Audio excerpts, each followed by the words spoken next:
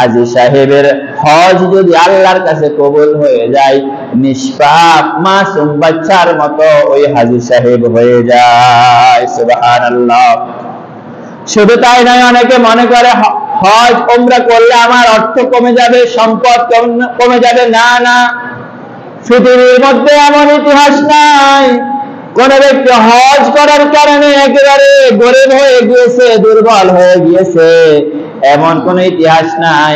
আল্লাহ নবীর হাদিস সত্য, যে ব্যক্তি হজ করবে, উমরা করবে, তার ধন সম্পদ আগে যা ছিল আল্লাহ রাব্বুল আলামিন আরো বৃদ্ধি করে দিবেন। সুবহানাল্লাহ। হাদিস শুনুন, আল্লাহ নবী কে বলছেন, عن عبد الله بن مسعود رضي الله عنه قال قال رسول الله صلى الله عليه وسلم تابعوا بين الحج والعمرة فإنهما ينفيان الفقر والذنوب كما ينفي القير خبث الحديد والذهب والفضة وليس للحجة المبرورة ثواب إلا الجنة। سبحان الله। আল্লাহ নবী বললেন, তোমরা হজ এবং উমরা করতে থাকো, হজ এবং উমরা করতে থাকো। ফাইন্নাহুমা ইয়ানফিয়ানিল ফাকর ওয়াজ যুনুব, হজ এবং উমরা তোমাদের মধ্যে থেকে গুনাহগুলিকে, অভাবগুলিকে, অভাব অনটনকে নিচ্ছিন্ন করে দেয়, দূরীভূত করে দেয়। সুবহানাল্লাহ। আল্লাহ রাসূল বলেছেন, হজ এবং উমরা গুনাহ এবং অভাবকে, দারিদ্রতাকে দূরীভূত করে দেয়। সুবহানাল্লাহ। কামা ইয়ানফিল কির খবাসাল হাদিদ ওয়াল যাহাব ওয়াল ফিদ্দা, যেমন ভাবে কামারের দোকানে হাফরের মাধ্যমে লোহা থেকে মরিচা দূরীভূত করা হয়, স্বর্ণকার দোকানে আগুনের মধ্যে স্বর্ণকে জ্বালায়া গায়েব দূর করা হয়, তেমনি ভাবে হজ এবং উমরা করার মাধ্যমে আল্লাহ রাব্বুল আলামিনকে আল্লাহ রাব্বুল আলামিন মানুষকে নির্ভেজাল মুমিন হিসেবে, নিষ্পাপ হিসেবে কবুল করে নেন। সুবহানাল্লাহ। আরেকটি বর্ণনায় এসেছে, আল্লাহ নবী বলেছেন, ওয়ায়াজিদান ফিল উমরি ওয়াল রিজকি, শুধু তাই নয়, হজ এবং উমরা যারা করবে তাদের হায়াতের মধ্যেও আল্লাহ রাব্বুল আলামিন বৃদ্ধি করবেন, রিজিকের মধ্যেও বৃদ্ধি করে দিবেন। সুবহানাল্লাহ।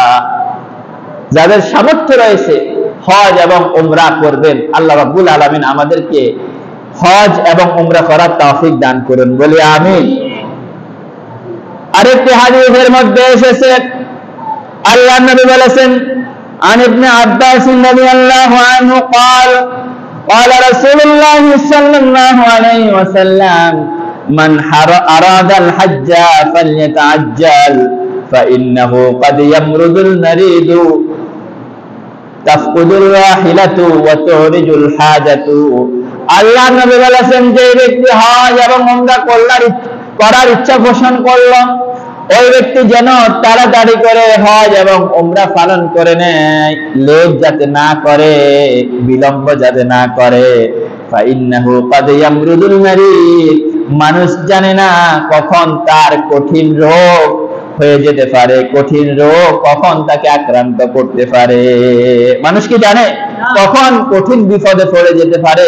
আমরা কেউ জানি না। সেই জন্য আল্লাহ নবী বলেছেন, তুমি যখন সুস্থ অবস্থায় হজ এবং উমরা করার ইচ্ছা পোষণ করো, তাড়াতাড়ি করে ফেলো, লেট করো না। তাফকুদুর রাহিলাতু, অথবা পরিবেশ পরিস্থিতি এমন হতে পারে তোমার শারীরিকভাবে সক্ষমতা আছে, অর্থ আছে, কিন্তু বিমান চলছে না, যান্ত্রিক ত্রুটি। এই যে করোনা মহামারীর সময় কিছুদিন বন্ধ ছিল না, এভাবে হয়তো কোনো একটা পরিস্থিতির কারণে, পরিবেশের কারণে তোমার যাতায়াতের জন্য বাহন নাও থাকতে পারে, এই জন্য লেট করো না। ওয়াতুরিদুল হাজা, অথবা এমন কোন প্রয়োজন তোমার এসে গিয়েছে, তখন হজ উমরার টাকা ভেঙে তোমাকে সেই প্রয়োজনটা পূরণ করতে হয়।